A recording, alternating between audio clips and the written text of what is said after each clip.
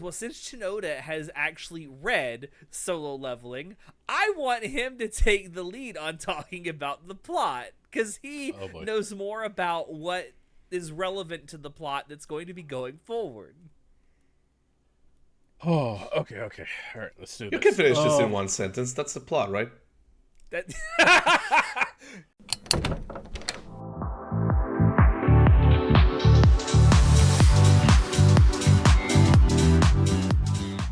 Hello, everyone, and welcome to Anime Club After Dark, the podcast that delves into all things anime, manga, and otaku culture related. I'm your host, Alex, but you can call me Senpai. And joining me tonight, I have our poster extraordinaire, Natai. It's good to be here with you, Alex. For a second, that autofocus was like throwing me off for a loop. I know. Like, oh, okay. I know, it kind of threw me off a little bit too, not gonna lie. I'm just trying to pay. How did it go? I'm just trying to pay for my bills. And we also have the czar for this episode. It is Shinoda. And I want to explain something real quick, Shinoda. You are not better than us just because this one time you happen to have read the source material. I never claimed to be better. I just happen to have a little bit more knowledge. That's all. Oh, the future knowledge coming in. Yeah. Look at that. Oh, And before he the spoils superior something, he doesn't need to being. spoil sometime during this. I will try my best not to. But yeah, we have gotten together tonight because we are doing a spoiler cast for not one, but two seasons of Solo Wombo Leveling. combo. An actual Wombo combo. We, for whatever reason, we never actually did a spoiler cast for the first season of Solo Leveling last year. Although, not a whole lot happened in the first season, but we'll get to it. Look, me and John talked about it enough during the monthly dumps that we didn't even need a True. spoiler. True, it did seem like every month while it was airing last year, and to a certain extent this year as well, it was being talked about in our monthly dumps. But we thought that now that the second season is over, it was a good enough chance for us to get together and do a spoiler cast on both of the seasons that are currently out. So before we get into like plot points and stuff, I want to talk about the OPs and EDs. Yeah. Because Let's do it. the music in this series was done by Hiroyuki Sawano, and we love Hiroyuki Sawano on Anime Club yeah. After Dark. He's made some of the best anime soundtracks out there, whether we're talking about Kill la Kill, Attack on Titan, I'll Know Zero. Like, It's cool that he produced, especially the first OP. Like, it's very cool that he's produced it because, like, he has a history of producing both OPs and EDs. Like, Albino Zero and like, so it's cool that alongside the soundtrack as well, like, he got to be a part of that because they're great. Like, it's a 2 for 2 in my book for these OPs. I love both of them. Yeah. So the Absolutely. the first season's OP was Level by Hiroyuki Sawano. And then we also had this second season. We had the OP was Is it supposed to be pronounced Reawake R or Reawake Er? I don't Reawaker. know. I genuinely don't know. Okay, that's what I thought it was too. It was supposed to be Reawake Er, and it just the R, the last R is for whatever reason capitalized. I guess to make it look cool. Listen, have you seen his Sawano's listings for his soundtrack? Like, those titles don't make no sense.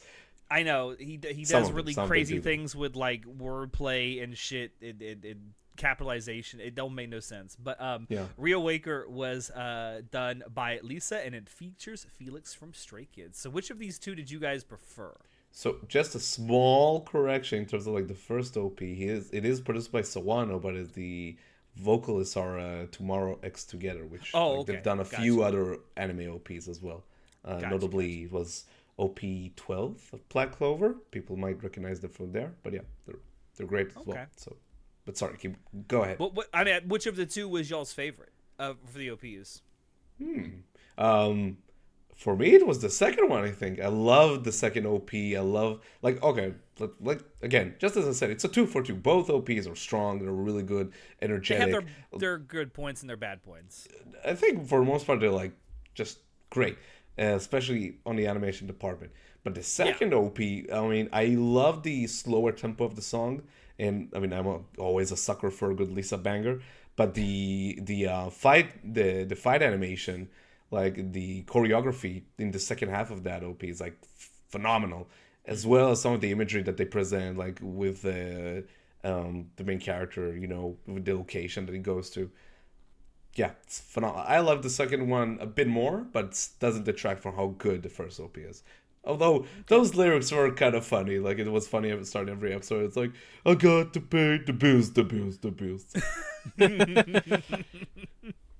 English. So I'm mostly on the same boat with Natai. First OP, don't wrong, great. I really like it. But second OP, man, that takes it out of the door.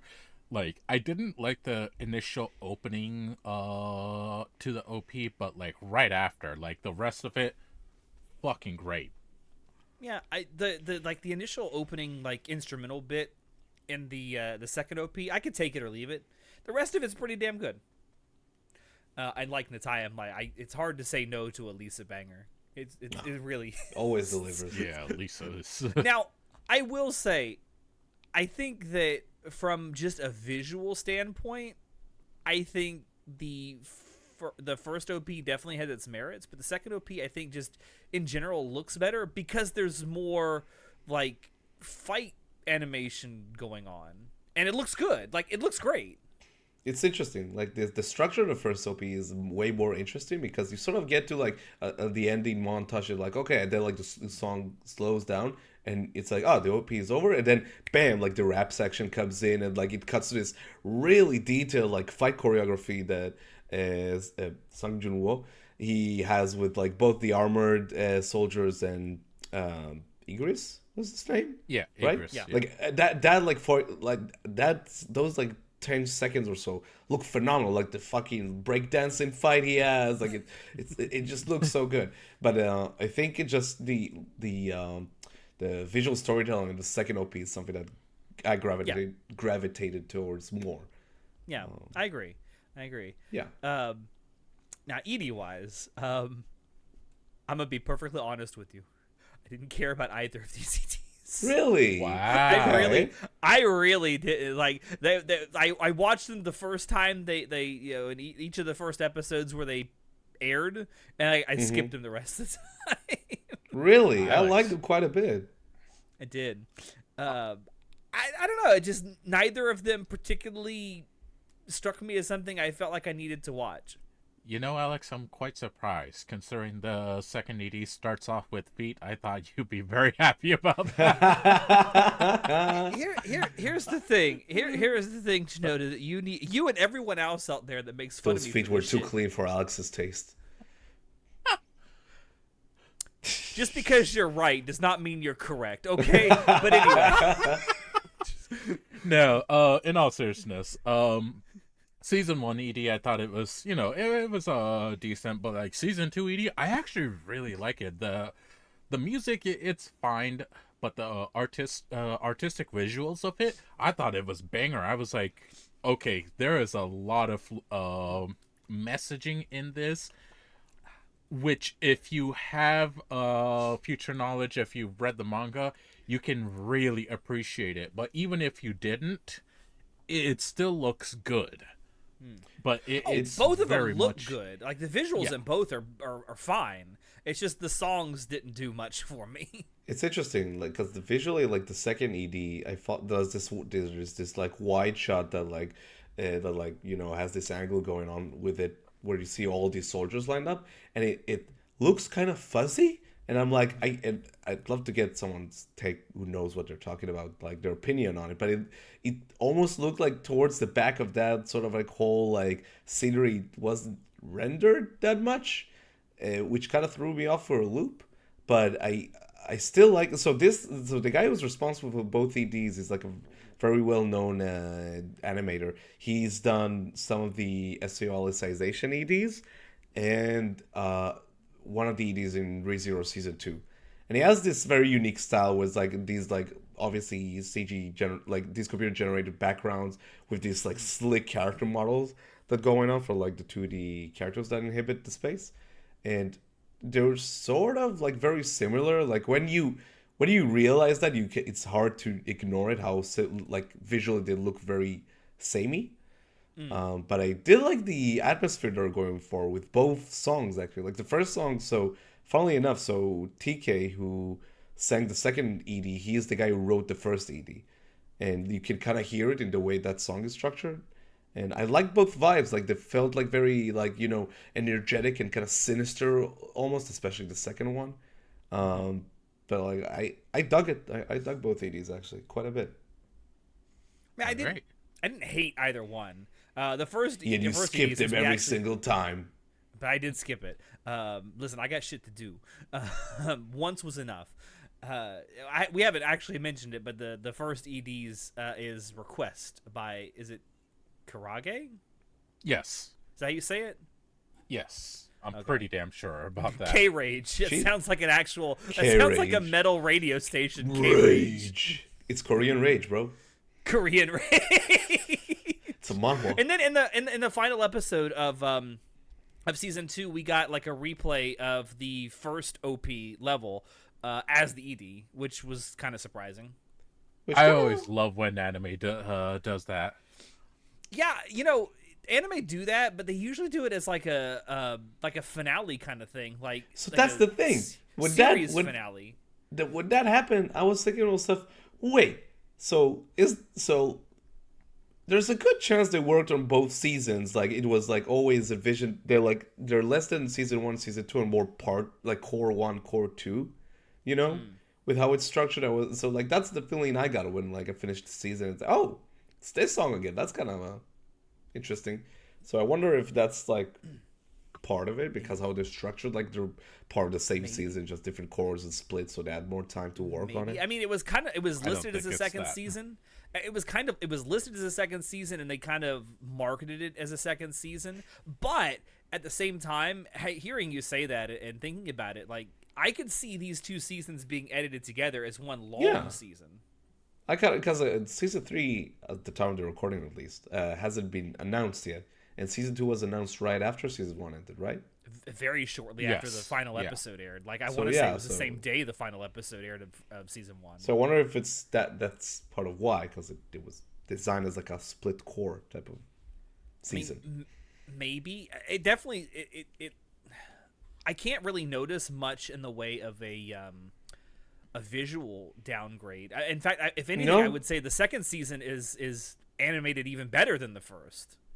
Oh, it absolutely was. But to be fair, there was way more action sequences in the second season than the first season, so maybe it's an unfair comparison. I don't know. Like it seemed very consistent throughout. Like that's the thing that's some praise I would like to say in regards to the show. Like it's very consistent in its visuals. Like it's a crisp looking show. It always looks good. It never dips. It never like.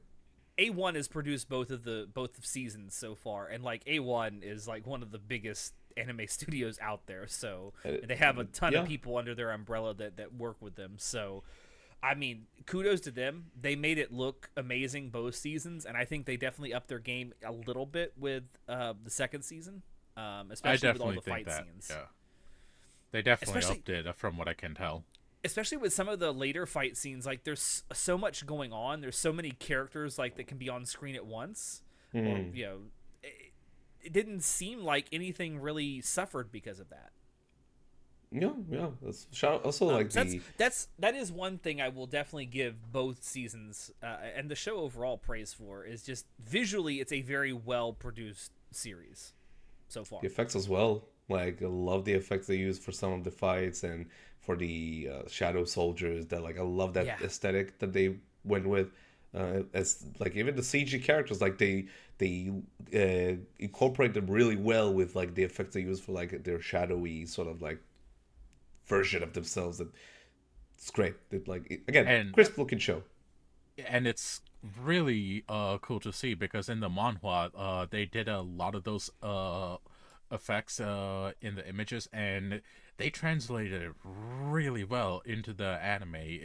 It's a lot more flowy and wavy, but you can tell like it is very much inspired and taken from the manhwa. It looks fantastic and very much one-to-one in certain places and certain design choices. I mean, let's be honest. The character designs are definitely made to appeal to women. I'm just putting that out there. I'm sure some men are getting a kick out of them. Not just some men. Listen, Yeah. I'm just saying. So I was about to understand ask. why a lot of women like solo leveling. So I was about to ask Shinoda, like, did you Yeah. notice any like specific like different stuff it popped into you, like you noticed when they adapted like the art style from the manhwa to the anime? Like, does it look like really the same? Did they oversimplify it? Did they like what kind of? No, so it actually looks really similar, like to the point where I'm like, hold on, is there like any differences? But no, like overall it looks pretty damn close to the manhwa in terms of a lot of things. Man, those chins could sink the Titanic. That's all I listen. Bro, They that's got some some pointy evolutionary ass Bruce chins chins in right Korea, there. man. Literally the Code Geass characters over here. Yeah, I guess the only real difference is the spindly limbs, but some of them still got the spindly limbs. Is it true that they buffed some of the characters compared to how they looked in the manhwa? Like, I keep seeing this meme online of this shot of what's her name, Cha Hunter, where she's like laying in bed, and it's like you see her in the manhwa, she looks really regular proportions, and in the anime, it's like donkers all around. I'm like, oh, okay. She is one of the few that did get a, shall we say, improvement. She leveled up. Improvement. Yeah, she leveled up. Yeah, she definitely no, she duo leveled. Jesus. Yeah, no, they did change her body a little bit. Okay, so I guess I should say her body, but like overall it's still pretty similar. Consistent with the manhwa Yeah, style. consistent. Yeah. Yeah, I mean that seems to be because I haven't read the manhwa, but I have gone and like looked up some panels from it in preparation for this, and from what I was able to tell, like the character designs are similar enough. Like maybe there's a couple of lines here and there that are slightly different, but it was a good translation, I think, of character designs from manhwa to anime. Because manhwa is like a unique format with how they like, you keep scrolling downwards and sort of like how they present their story. I kind of curious to see how some of the scenes and like fights are structured in the manhwa compared to the anime. Like if there's anything that they sort of like took from that and implemented them in a clever way in the adaptation, but like Maybe you should read it. maybe the thing is that I was kind of like thinking about while watching the show. So every now and then they like take a turn in terms of the visual style, and like there's be a moment like where someone gets like really like unleashed their full power and the animation goes wild. It's like the animation can barely contain their strength. Like it looks great, but for the most part, like the show looks in terms of like an art style, just looks. I don't want to say like not generic. I know that's a harsh word to use, but it looks like just it looks Standard? What? That's standard, but it looks clean. Some of these shows are like, oh, it's over polished because they just look that clean all the time. And I don't know, like I wonder if you guys noticed that, if it bothered you. But it's just maybe that's just how the manhwa looked. But I was thinking about. I know what you mean, but it's kind of difficult to like put it into words. Like it almost seems like it's overdone a little bit, like the cleaning up the character lines and stuff. Like I don't know, it always looks clean. Yeah. Like with no specific distinct visual style. And again, sometimes they break away from it, and I love those parts. Like there was one scene in particular, and I do not for the life of me remember what specific episode this was in, but it's one where forgive me these fucking Korean names. Sung Jun-wo. I always just call him Sung. Hunter Sung. Hunter. Where he's going crazy with his fight, and like it's almost like a Trigger-esque thing that happens where the screen goes like white and all you see is like the black outlines of the character. Like, it looks great. This is a Trigger moment right here. And it looks great. And I kind of looks really cool, very stylistic. And again, the show looks great. I'm not downplaying like the effort that's put on display. Like it's a good looking show. Like the fight, especially the fight sequences, are terrific. But just something I thought about. Maybe that's just how the manhwa was also drawn. So that's kind of why I was curious about it. I guess before we move on to like the story and talking about the plot, controversial take incoming, perhaps. Oh no. But Natai and I talked about this last night. As much as we love Hiroyuki Sawano, this might actually be one of his weaker anime soundtracks or scores. Really? I'm not saying it's bad. That is not us saying it's bad by any stretch. No. It's just that there's very few standout tracks. You know, I think I can agree with that. Unfortunately, I don't know if that's a controversial take in the community right now. I just know that that's how it felt. They're lighting their pitchforks and the dislikes are coming. Yeah, but here's the thing. Listen, let's see if we can get this video to 800 dislikes, please. Jesus, dislike down below. No, that's the thing. So the last 2 weeks when I've been binging this show, so I've been listening to the OP and ED all the time, and they're great.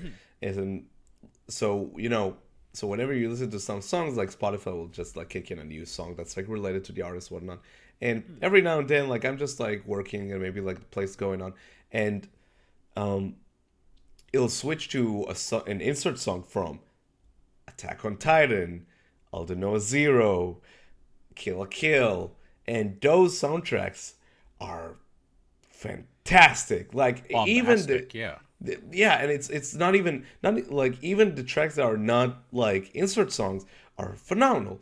It's so, and then every now and then it's just kind of hard because you listen to something like Before My Body Runs Dry, and that song stays with you, man. Like that song hits hard, and I'm trying, and whenever I'm trying to think back to songs and just tracks from this specific soundtrack for Solo Leveling, I'm kind of, there's nothing that really sticks out. It's good, like obviously, like I like some of the insert songs on their own, but they just aren't that memorable, and they just don't have that X factor that some of his other works has. Even fucking Bubble, Bubble had some some outstanding tracks, and that movie was not great, but Cabaneri of the Iron Fortress.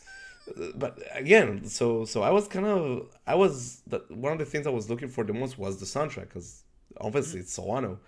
I was kind of disappointed by it, Yeah. I like I said, I don't think the score that he did is bad. I just don't think it's very memorable, and very little in the way of it stands out, with the exception of the first OP. Like that's probably the most memorable piece of music that he worked on for the show so far. I don't know if that's a hot take. It's just a take that I have, and I guess Natai and Shinoda kind of agree with that. So, last time when we talked about it, I was down below. I just had to talk about it because it's like that whiplash of listening to what was it? I think it was Shadow Form. That's the name of the song from this soundtrack, and then it cuts to freaking barricades from Attack on Titan. I'm like, man, it's like night and day. It's like whiplash. No, listen, if you want to listen to like an actually underrated Sawano soundtrack, listen to the soundtrack for 86. That shit fucks. I need to get around to that show. That anime is amazing. You should 100% watch it. It's very underrated. Season 2 never? Oh god, probably. All right, let's actually talk about the story of Solo Leveling. Spoilers ahead. Yeah, this is a spoiler cast. Obviously, there are spoilers ahead. I just want to say I went into this knowing very little about Solo Leveling. I just knew that there were a lot of people, not just that I knew, like my friends, like Shinoda or John, who had read it, but many people in our Discord server have also talked about how much they like reading it too, and so. Maybe I went into this with a little higher expectations than I should have. Maybe. Were they met? They weren't entirely let down. Oh, that's interesting. Listen, we'll get to it, but since Shinoda has actually read Solo Leveling, I want him to take the lead on talking about the plot, because he knows more about what is relevant to the plot that's going to be going forward. Oh, okay. All right, let's do this. You can finish this in one sentence. That's the plot, right? That. Well, solo leveling. The plot is he levels up by himself. Done.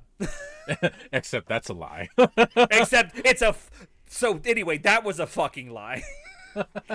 What this should be called is guys solo levels to a certain point and then has a billion fucking companions level up for him. That should be the title. Like, listen, all these fucking light novel titles are a fucking 1,000 words long. Why couldn't you have just made solo leveling's title that long? Because they're Korean, not Japanese. That's why. That is true. Yeah. Let's not infect Korea with that fucking syndrome of too long titles, please. That is true. Seriously. Can only take so many of these stupid titles.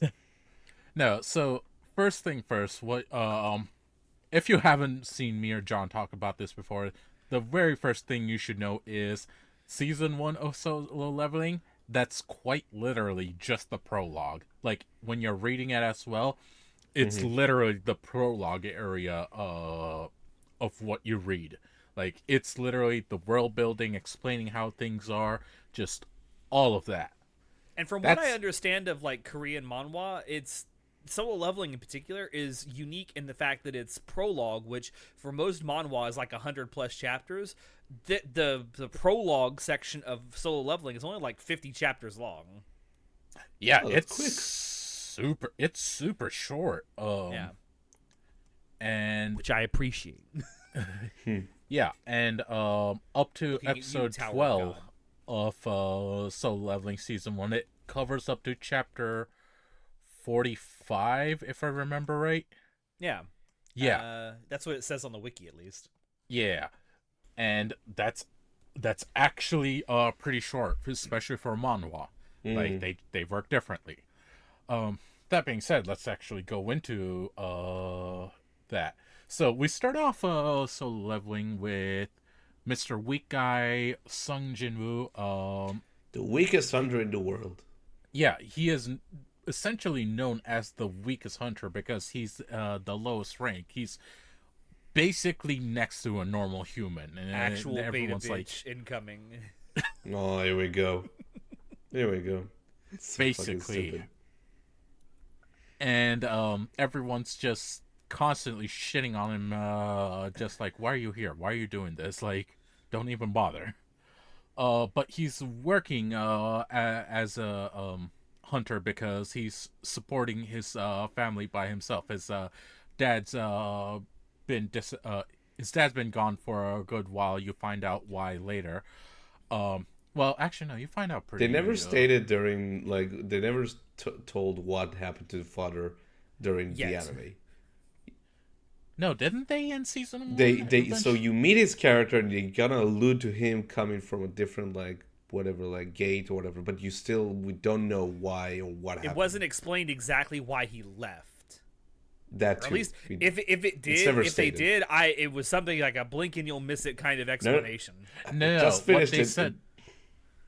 No, during season 1, if I remember right, they did say he went off to a dungeon and disappeared from there. So it was presumed that he died. He became the dungeon. They don't mention him at all in season 1. I think what you're referring to happens at the very beginning of season 2. Maybe it was in season 2. It was. I just finished this freaking show. I'm Come trying on. to misremember. All right. This is one issue with doing 2 seasons worth of Spoilercast back to back. You forget what season has what plot point. Bro, just watch them all right before you start recording. Easy. Come on, man. Jesus Christ. Easy strat. But yeah, he's supporting his mom who's in a coma, and he's supporting his sister as she's going through school. So, man's truly the man of the house, doing his best. Good guy's song. Yeah. Best sister. Just saying. I don't ship it. I'm just saying. Oh my god. That's Alex's job. Anyway. So we get to the end of the first episode, and they go into the how do you say the word? The dungeon? The double dungeon? No, the temple. Cartanon, yeah. The Cartanon temple, and there is a whole man that was so fucking cool where they go into this room, the door shuts on the whole party, and everyone's like, the fuck's going on? What's about to happen? And they read the big plaque that's there, and they're like, okay, what does this mean? Then people start dropping. Yeah, I love that scene. Like, I love the intensity of it. It's a good it's cool. a really good introduction to like the character and this world, because like one thing that Solo Leveling is either good or not good at, depending on how you look at it, is drip feeding you world information. Blood. Because like they established very early on, like there's these things called gates and they open up to these dungeons, and that's why the hunters are a thing, but they don't ever explain why this is a thing. Like, why did it just start suddenly happening one day? And I'm assuming at some point that will be discussed. I hope. That's probably way later. Yes. I assume that's going to be like an end game reveal kind of thing. Also, in Season 3. Okay. Well, next good season. to know, I guess. It's also like in this scene where you get to see like how violent this show can get, Yes. which I was kind of like, I was surprised by. Like, it's cool. I like the gore stuff is like pretty sick. I won't lie, but yeah, it is kind of weird though. Like, like that in that chamber with like the pretty much like the challenge, the riddle behind it. So like when they tackle that sort of quest, I was kind of thinking to myself, well, what if like some more of his friends didn't run away? Would Dev also gain the system ability but become players? So like, that's kind of... Or does Hunter Sung just have the main character syndrome and he's got to be the big boy on Bro, campus? throughout the show they're like, he's one lucky guy. He's one lucky guy. It's like, and even after like they further like they sort of more and more people are aware of like something's up with this guy. It's like every time there's like, where's Hunter Sung is so lucky. It's such a lucky guy. I'm like, I mean, I'm also hoping this isn't like a totally unique thing, and maybe we'll find out that there are other people like him that have this ability. Maybe it's his dad. Maybe his dad is the system. I don't know. I can neither confirm nor deny any of these statements. That is a lie. You just won't. So, like, one of the rules that they also they say that how this world works is that once you get evaluated as a hunter, your rank is your rank, and you can't get any stronger than that. You can't like change your ranks, and then like no, there are double reawakenings. Yeah, aside from reawakening, it said that it does happen, but it's rare. But they say like no hunter becomes stronger as time goes on. That's what they claim. No. So then when like this party that Sung is with, like they just bail on him after they all start dropping, and he finishes this quest, so he gains this system basically, like a RPG system where he levels up. It's like, that was kind of cool. I did like that how that was presented. So a question I have, it kind of makes it obvious that he's the only one that can see like the whole things that pop up in his field of view, right? He can't. No one else can see them. Yes, that the system is for him only. So it's got to be like for someone that doesn't have that ability, if they walk in on him like interacting with it, it's got to be like watching a stand battle in JoJo's and not being a stand user, because all this shit's going on and you can't see what's happening. Must be the work of an enemy player. They see him just doing. They're like, is he autistic or something? Like, what's going on? I don't know. I've always thought about that with stuff like this, where there's things that a main character can see but no one else can. It's like, man, if you walk in on them doing that, they're gonna look crazy. They should have done a scene like that. I'm surprised they didn't go that route. Would it like show like stuff like that? I don't know. Yeah, missed opportunity. So actually, there is a couple of scenes where he's seen looking at things or reading something out loud where other people are around, and they're like, "What are you looking at?" or "What are you reading?" and they're so confused, and he just goes, "Oh, it's nothing. Don't worry about it." Yeah, like they point it out, but But I'm surprised that there wasn't like any specific like comedic scene built around it, because that could have been like a pretty cool gag. Especially early on when he's like still learning how to use this like new power he's been given. That would have been a perfect opportunity to do something comedic with it. Yeah, solo leveling, these parts, specifically season 1 and season 2, really don't have that much comedy or comedic scenes. Those don't come in until later. Gotta get confidence first. I mean, I'll be honest. I don't think. I'll be honest. I don't think the comedy aspect of the show, like, it's very superficial, and it's kind of like, I don't think it's done that well. Like, I never chuckled at the show. Maybe sometimes.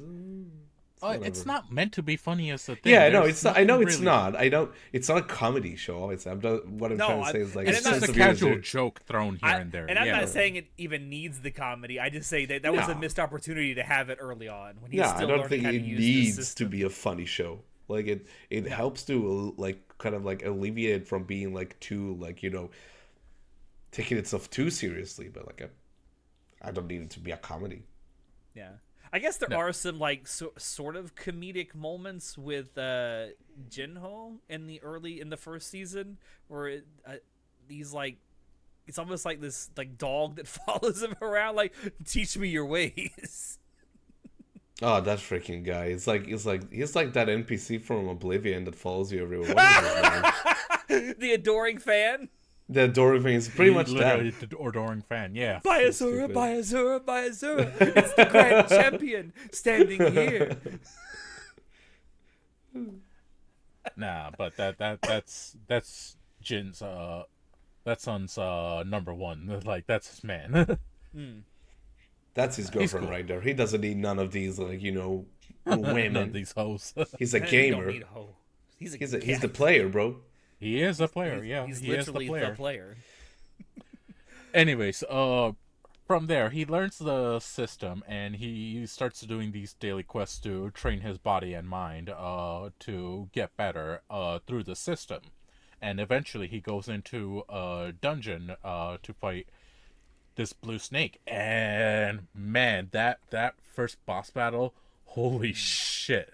It was cool. He struggled so much. He almost died several times, but he just barely managed to scrape by and defeat that boss. What you guys think of that fight? It was good. I mean, I think it's the biggest fight in the first season, is it not? Like, no. What? Igris? Or am I thinking of the one that comes later, like in episode 7 or 8? Yeah, Igris, bro. That's the fight of the season. I mean, yeah, it's true. Of the show, fair enough. in my opinion. I'm talking about the fight in, like, episode, what? 3 or 4? 3? Yeah. I think it was 3. Okay. It was good. I liked the... Yeah, it was good. I liked how... Like, I was thinking again, it was episode 4.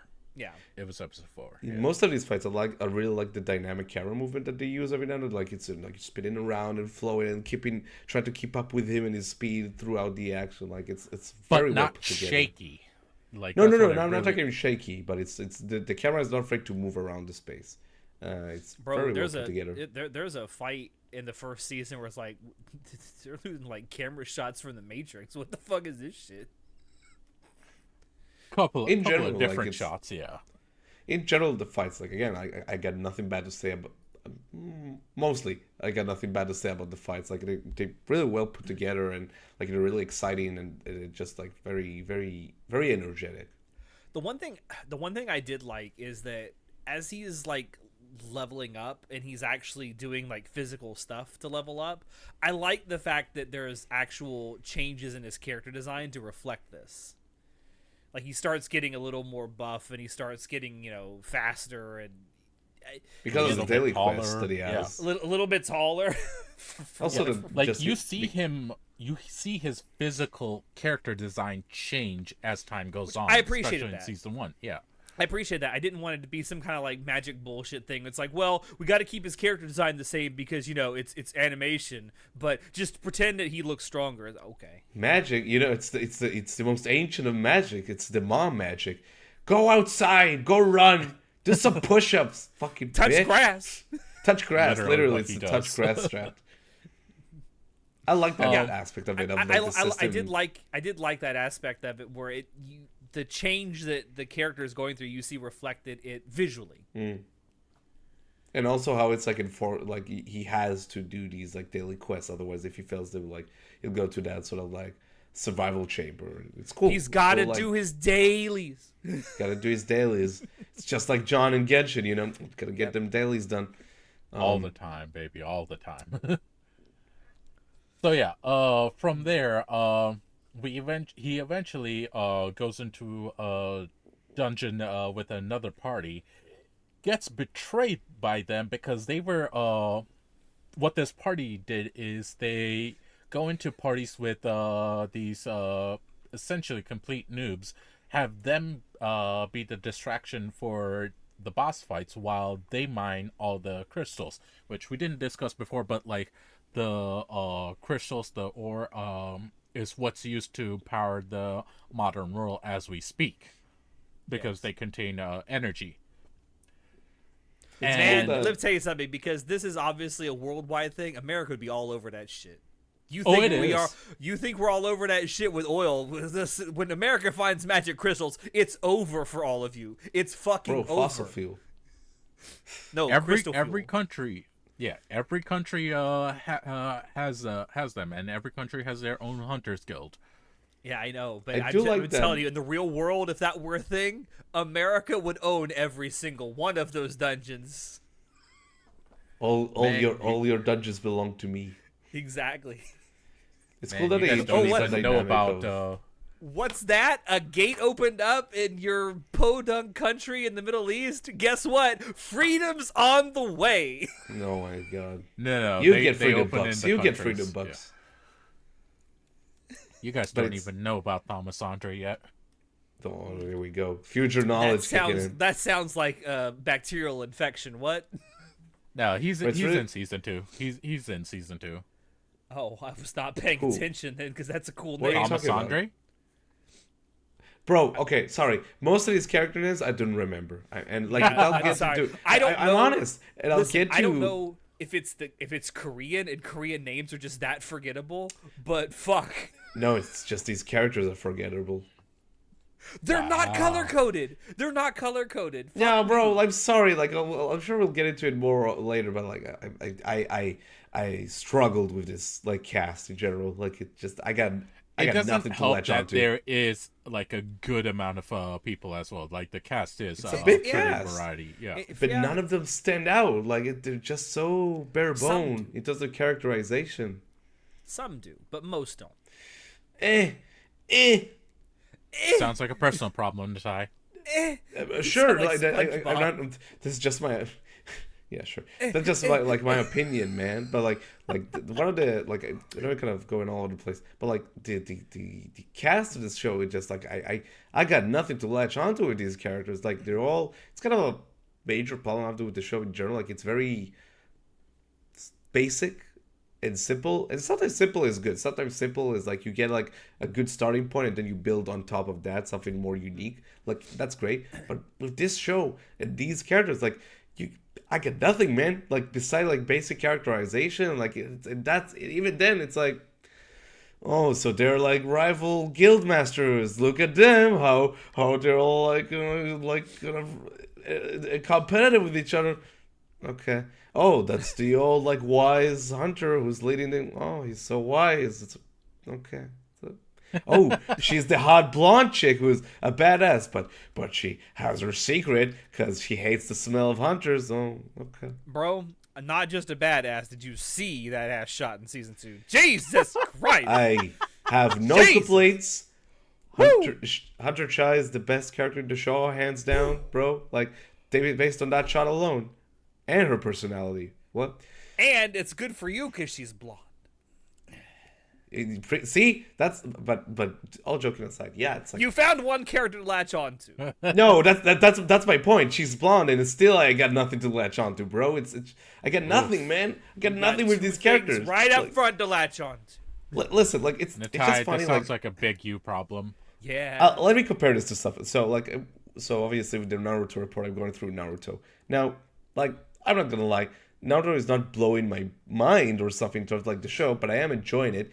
And even if it's not like doing anything crazy so far, like the cast is great, and even if most of the cast wasn't great, I would always have someone to latch onto and be like, that's my dude right there. That's this fuck like Rock Lee. Oh, I love Rock Lee. Or Guy. Oh, I love Guy. I get fired up thinking about some of these characters and they stay with me. In 2 weeks, I genuinely won't remember most of these characters from Soul Leveling. You know what? I think that's fair because I kind of feel the same way. Like, maybe not necessarily about the main character, Sung, but like for the rest of the characters. Also him. Like, it's fine.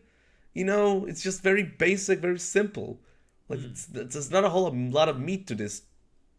I mean, state. you and I were talking about it. No, it is a very simple story. Yeah. Yeah, you and I were talking about it a couple of nights ago that the best way to describe Solo Leveling, at least so far, maybe it will evolve into something else later on down the road, but the best way to describe it so far is that old adage, an inch deep and a mile wide. Yeah, like again, and that's my biggest. That is really my only major complaint so far with Solo Leveling. It's just like I love how they introduced, like, so we talked about like the betrayal in the cave. Like I love the introduction of how like you got these like different dynamics with, obviously you have asshole hunters, and then later on they're like, oh, they're prisoner hunters that serve their time by closing gates. Like you have all these cool dynamics. You have about minor the world. Hunters, and I mean like minor like with a pickaxe, not like minor like a child. Yeah. No, you do have minor hunters as well. That's true. There are child hunters as well, which is not a good sign. Which of course she's like his sister's friend. She's all over him. It's like, oh, he's so hot. Whatever. Like, it's just Listen, there's just not a whole lot to say about these characters. Do you know what I'm hearing all this time? You're dissing Hunter Sung is that you just don't respect the Sigma grind set.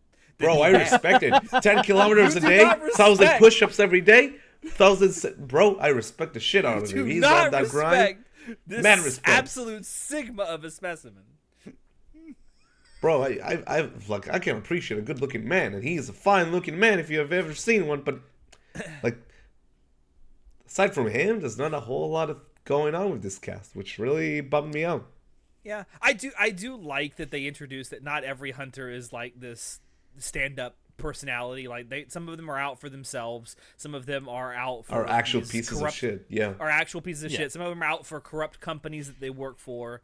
I like that aspect of it. I wish, and again, it's only 2 seasons in. Maybe more will come of that, but I wish they'd done more with it up front.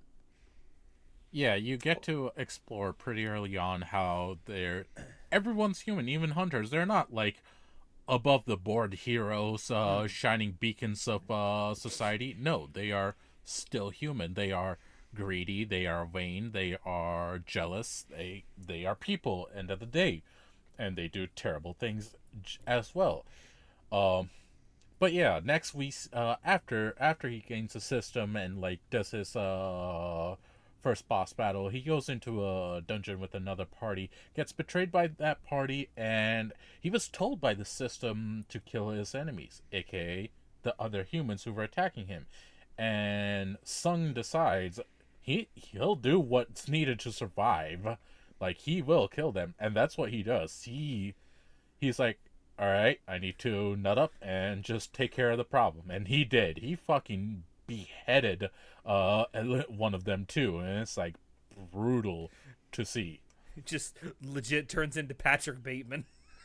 Pretty much. And that also, like, that's the thing that, like, when it comes to the writing, like, you get his inner monologue where he says it, that, oh yeah, maybe something's wrong with me, like I killed these people, but I feel like good about it, or whatever, like I feel nothing about it. Yeah, it's like, okay, but so you say it, great, but they don't do anything with obviously, like, I'm guessing it's like a build up going on here, but like I would have loved if it's like, because they have his sister character, and every now and then it's like, oh, what's up, and this and that, but they never, like, that's like a good opportunity to sort of like peel back the layers and like investigate more of his psychology. But it's like the show doesn't really care that much to explore it beyond just him monologue, oh, like I'm becoming this monster just like them. It's like,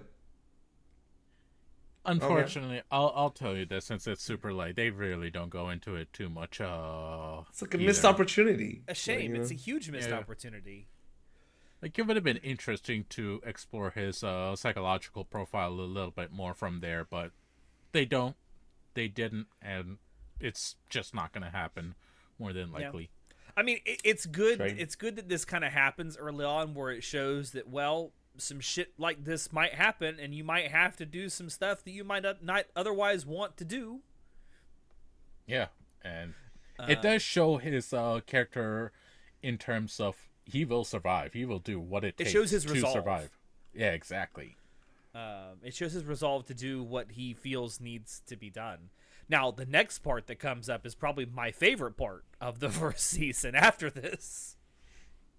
Yeah, after that, it's going towards the end of season 1, where you get introduced to the Demon King's castle, and man, that's cool. Like an actual RPG dungeon. Yeah. It quite literally is. Yeah. It's a cool section, like especially like the earlier parts of it where it feels like an actual struggle for him, where he's like actually like he's not keeping up. It feels like he's not keeping up. Like he's actually really trying to get through it, because that's also like, we'll get to it. But like the beginning, like the starting zone, I guess, for the castle, like it's great in terms of like the intensity of it. Yeah, because like the first thing he runs into is Cerberus, if I remember right. Yeah. Yes. And man, that was a pretty fun fight. And also, like, the whole reason he's even doing this in the first place is it's great motivation, because like he finds out about the whole elixir of life thing, right? Yep. Yeah. As soon as he goes into the castle, he basically gets a quest. This can give you this, which is the elixir of life, as well as a couple other items. Yeah. And he just looks at it and he goes, "Oh, I can get this and fix my mom." Which that I loved, because now you've set up like actual stakes, and you've set up what could be a great payoff. Yeah, serious character motivation. I just wish that it didn't get wrapped up as soon as it did, which it does get wrapped up in season 2 very quickly. It gets wrapped up really neatly. Which is, it gets wrapped up neatly, but like I was waiting for the getcha moment, and it just didn't happen. I'm like, okay. No, I mean, yeah. There's a reason for it. There's a whole nother story that it's leading to. I can believe that there's something down the road that maybe will need his mother alive for. It's just difficult to critique this show. This what we got with like the promise of what things to come. You can only critique what's already out, and it's it's. But the whole Demon King's Castle stuff is great. The Demon Castle stuff is like is cool, but it's especially in season 2. It feels like it's like going through the motion. It's like not a whole lot of like interesting thing going on. It's just like cool, you know. It's just cool. Yeah. Igris is really cool though. Yeah. Well, hold on. Before we get to Igris, I actually forgot to write down. He goes into another dungeon with some people, and he gets betrayed again, but this time by someone in the Hunters Association who's been revealed to be essentially a serial killer. He's crazy. That fight was good. That was a really good fight. That fight felt, because for the first time he's actually fighting someone who's kind of on his level and is like insane, and he's not holding back. It was really cool to see again. The thing that I liked most about season 1, and we kind of don't really get it in season 2, is seeing him genuinely struggle with some of these fights. He still wins, but it feels like he's struggling because he's still like progressing. He's still not like a fucking god in this world. Yeah, he's not just walking all over his enemies. He is struggling to survive. It is a very much blood, sweat, and tears just to live. Mm-hmm. Yeah, I appreciated that too. It is a shame that we got much less of that in season 2. Yeah, but that is what season 1 is about. Very much the struggle and attempting to make it somewhere in the world. Yeah. But then when he reaches that peak in season 2, it's like, well, the moment Sung Joon-ho is in the scene, there's no tension. Because, like, well, you know that for the most part, everything's going to be alright because it's just so OP and it's so strong, especially, like, what happens at the end of season 1, which we'll get to. Like, that's the... it's so... Talking about this show is so frustrating because, like, it's really cool. It is really cool. It's a cool-looking show. It has, like, cool, like... visuals in it, like it is a really easy watch. It's fun to watch. It is a fun show to watch. But like you hit season 2, man, and like they got no chance. You leave no chance for them. So the thing is, season 1, the prologue, it's very much the struggle, the fight, just the sheer determination and will. Afterwards, the rest of the story, it's fucking aura farming, bro. That's the thing. It's like he's steamrolling. Like, and again, sometimes like they'll introduce these characters like, whoa, he's a bit faster than Sung Joon. Whoa, and then like in 2 episodes later, they're like that was the head of the squad from Japan, and they introduced him. It's like, oh man, they can go toe to toe. Holy shit, he left this like small bruise on Sung Joon-ho's face. Whoa, 2 episodes later, fucking like big ass black ant just massacred him. It's like, I get it. He's like jobbing for the ant, and then that way you know that it'll be a difficult fight for Sung Joon-ho, but it's like there's barely any tension left. There's very few stakes that are left. Well, there are stakes for the people that aren't Sung Joon-ho. Definitely, and that's when the show gets really like way more engagement because Superman is not like Goku is not there to save the day, like but and he can't be everywhere at once. That also I'm jumping away around, but like that sense of tension is not there. It after goes away. Season 1. It goes away. Yeah, it's really frustrating because in season 1, so we're not that far away from the Igris fight with like Sung Joon-ho gets this like side quest for a job change. It's like, oh okay, I wonder what this is, and this is like changing your class in an RPG. Yeah, yes, and that's intriguing enough. Yeah, I like this. I love that set. I'm like, okay, let's see where this goes. Then he fights the suits of armor, and it's really cool. And like again, struggling. But then he gets to the throne room, and he sees this like figure covered in a red armor, and it's this Igris fella. That fight is the best fight in the entire show, like bar none. Because maybe it's not the flashiest of like the fights, like the ending of season 2, but it feels intense. It feels like it's a struggle. Like he barely got out of that fight alive, and it's way more engaging because when there are stakes, that's when you care. When like you got no stakes, then like why should I care about this fight? Sure, it looks good. It's visually like really like engaging, but like there's not. I know everything's gonna be like fine.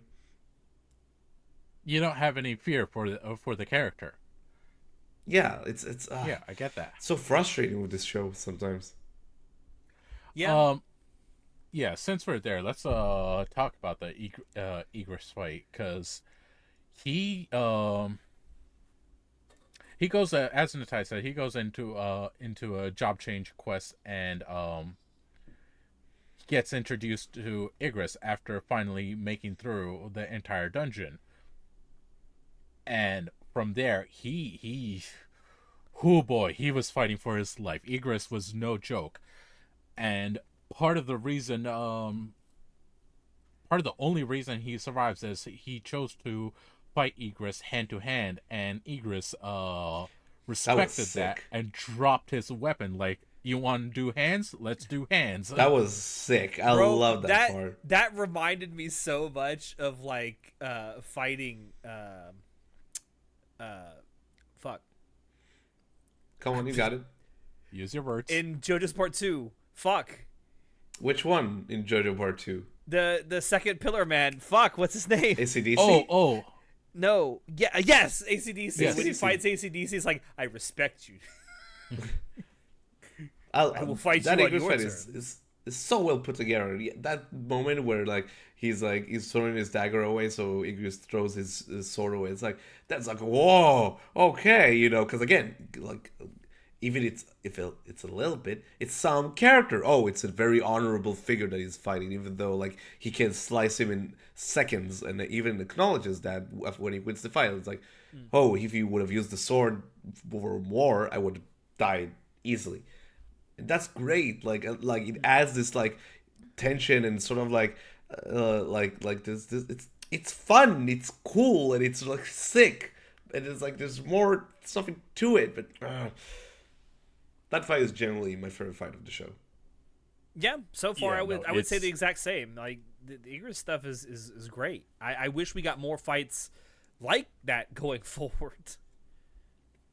Man, I got some stuff to say about it, but we'll get there when we get there. But he does get a new power out of this. Yeah, after he defeats Igris, he gets teleported into a penalty zone because he didn't complete his daily quest. And this isn't the first time it's happened, but it does happen this time, and he has to survive. He has to do his best to survive, because holy shit. And this is right after fighting Igris too, so he is already down for the count. But in the penalty zone, it is a struggle. He has access to his inventory, so of course he heals himself up, and he's all good to go. And it's like, I get it. He's like clever about it. He's using his wits, but it's like okay. Which is something I always appreciate, even from the get-go. From episode 1 and 2, they show him like because he's so weak, he has to use his brain, and like that is a trait that he carries onwards.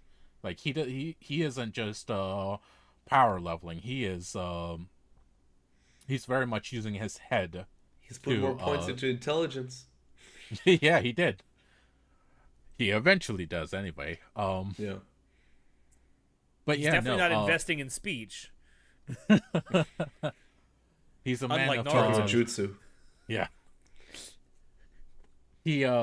So he survives, managed to beat all the knights and mages in the survival zone, and he discovers that the hidden class that he gets is the Necromancer.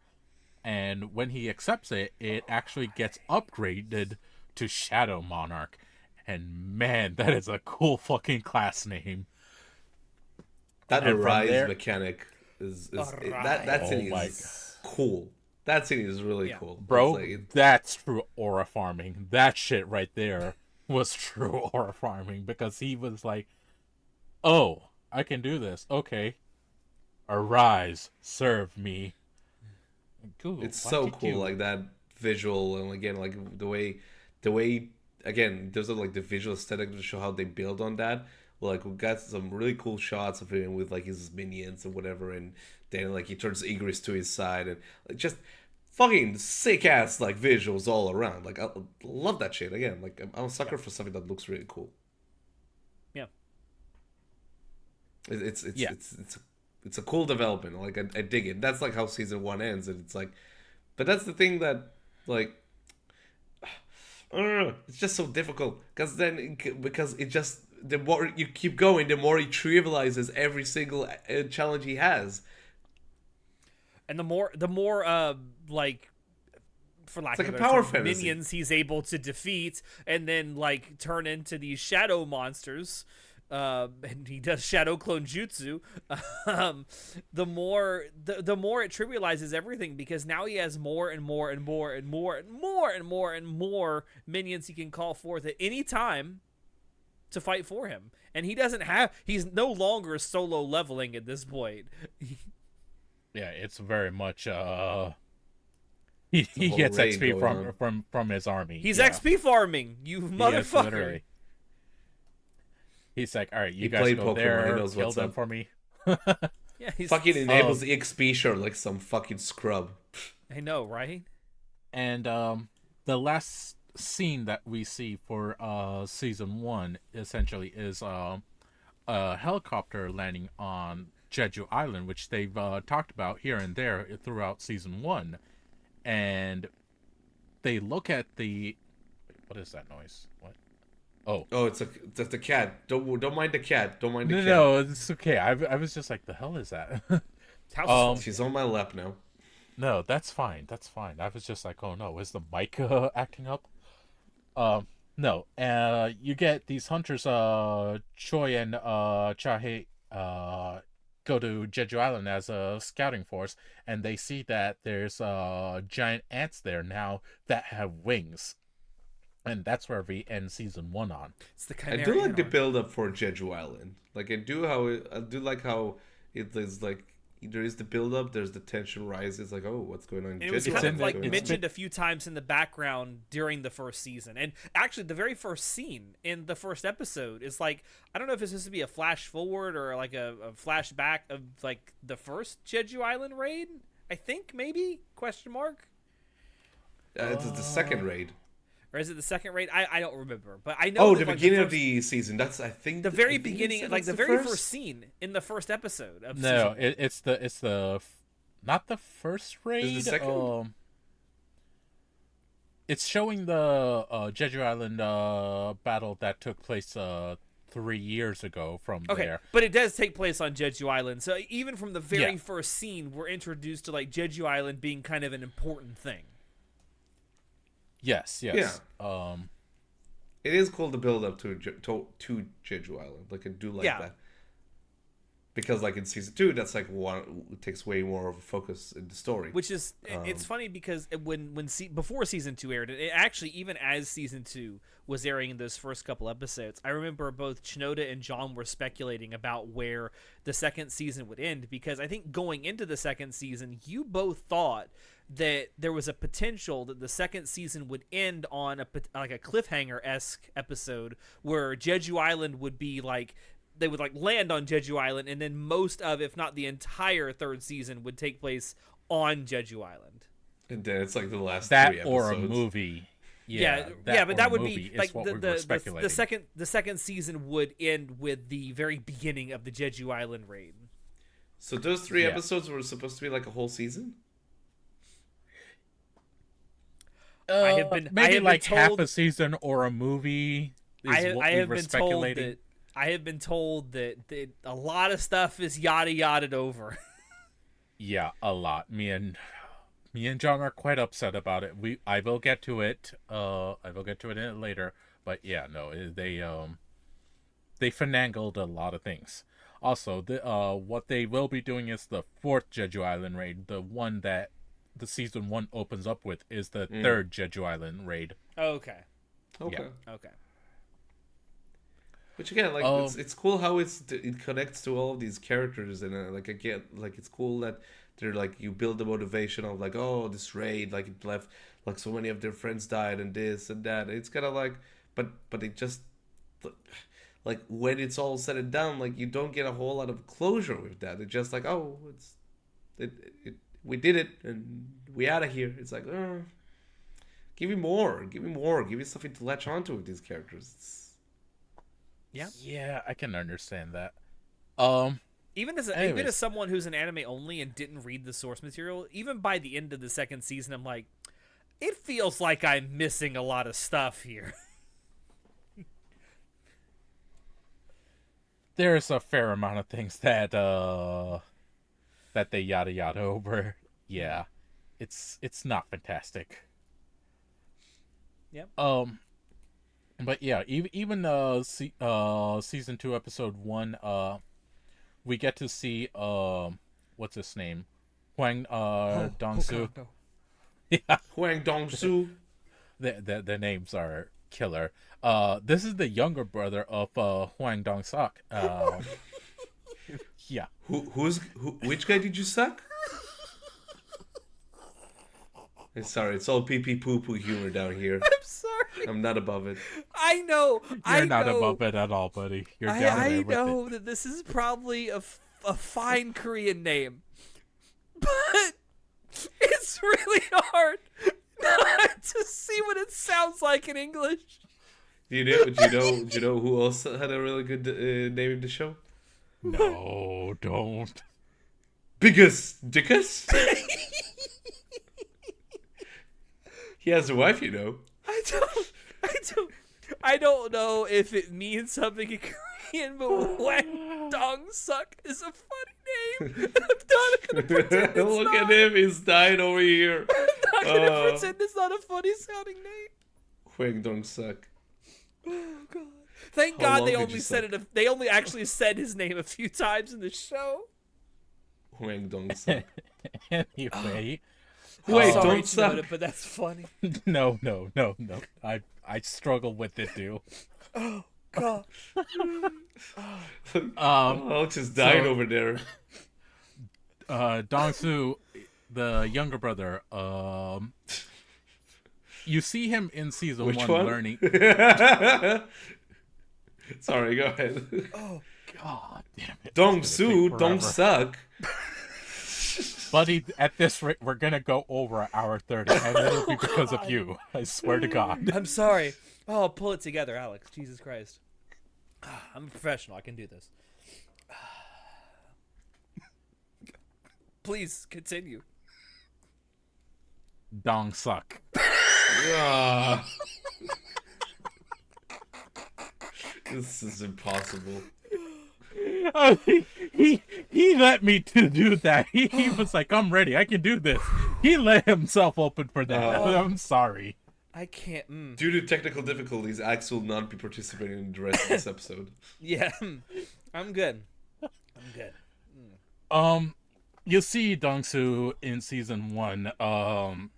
He's an S-rank hunter. You saw him learn about his younger brother's death and the fact that there was only 2 like E ranks that made it out of the dungeon, and he gets pissed and he wants revenge.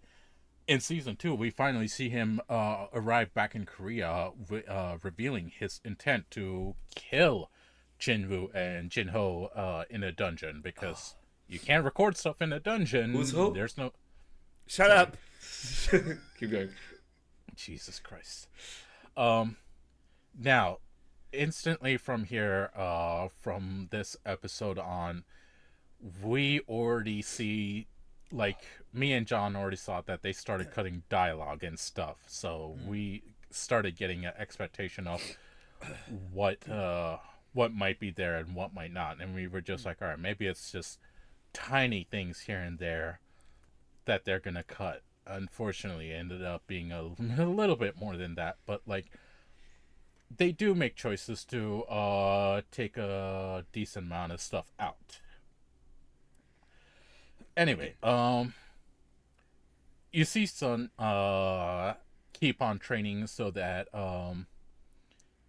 he can take on the Demon King's castle, and the man's going at it. He is doing all the dungeons he can. He is doing his best to make money, and you see him getting better, making more money, and just doing so much better. And the fact that he has his shadow soldiers now, holy shit. His giant army. Yeah, no. His I win button. So that's Yeah. like what's Nah, the I'd stakes? win. Nah, I'd win. It's like, oh my god, like, he has no weakness. Now he has an army behind him. Oh my god. Yeah. And now we see him go with another party into a gate in one of these outings, and it turns into, instead of regular blue gate, a red gate. And these are special gates where time passes longer in there, and it's a much higher rank gate, aka much harder. It's like an S+ gate. Not necessarily S+, but like, you typically send in parties to the ranking of the gates they're at. And when they turn into red gates, that means the party that goes inside is normally pretty fucked. Like, They're trapped inside until they're done with the dungeon. Yeah, right? you get whoever goes in gets trapped inside, which tells me, like, you don't necessarily know it's a red gate until you go in all the time. yeah, you don't. It can't be detected either, so it's very much a luck thing. Although red gates are pretty rare. And if Right. red gates, if you can't conquer the red gate, all the monsters break out into the real world, and they will go on a mayhem killing spree until like much higher rank hunters and guilds get there and take the monsters down.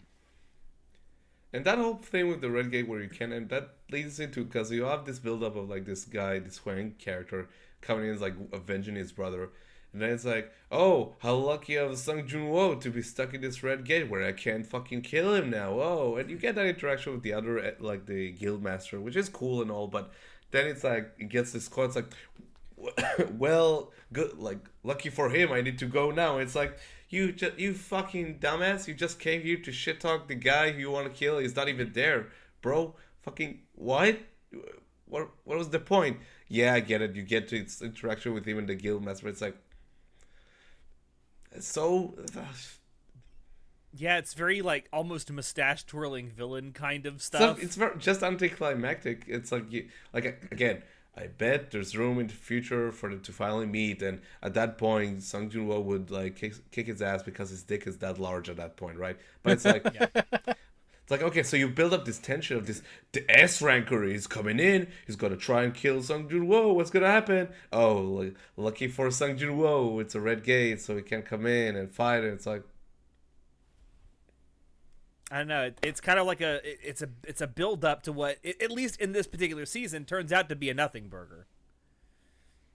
Bro, again, and then he gets a job for Sung Jun-wo's dad, who comes from that gate. It's like, okay, so we just took him and we never gave him a chance to actually do something in the show, and then he's now jobbing just to make Sung Jun-wo's dad. Shonda's like, I know what's happening. You fuckers have no idea. There's certain things I am resisting saying. I will say, some of the stuff you're talking about with God damn it, what's his name? Dong-soo. No, Dong-suk is the older brother that died season 1. Dong-soo. Alex, don't suck stuff. I'm sorry. Dong-soo, he gets more scenes and more lines in season 2 actually, but those are some of the cut content that me and John were talking about. Like, there is actually a lot more of him in season 2 that you're complaining about, Natai, that was actually there, but they straight up cut. It's just a so cutting room that's an floor issue kind with the of thing. adaptation, but like obviously I can't like I wouldn't know. Yeah. It's definitely an issue with the adaptation, but again, as anime only, that's the only thing we have to go on. Yeah. I'm sure in the, since it was stuff that's cut out, I'm sure that it makes sense in the in the source material. Yeah, it's just it's a shame that it wasn't adapted over. Especially if it ends up being relevant later on. I wonder how much was like changed from the original web novel to the manhwa, considering it's like a different format. Because like the selling point of the manhwa is like the visuals. With the web novel, like I wonder what, like if there were major like story changes as well.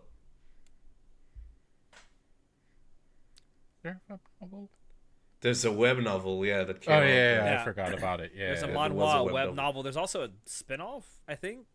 Like a buddy of mine read the original web novel, and he's like, his phrase was, "Yeah, I read the web novel, the manhwa that everyone loves because it has incredible drawings. So, guess my disappointment when I'm reading the web novel and there's not a whole lot of drawings and it's just kind of basic." I'm like, "Yep, take away the main selling points."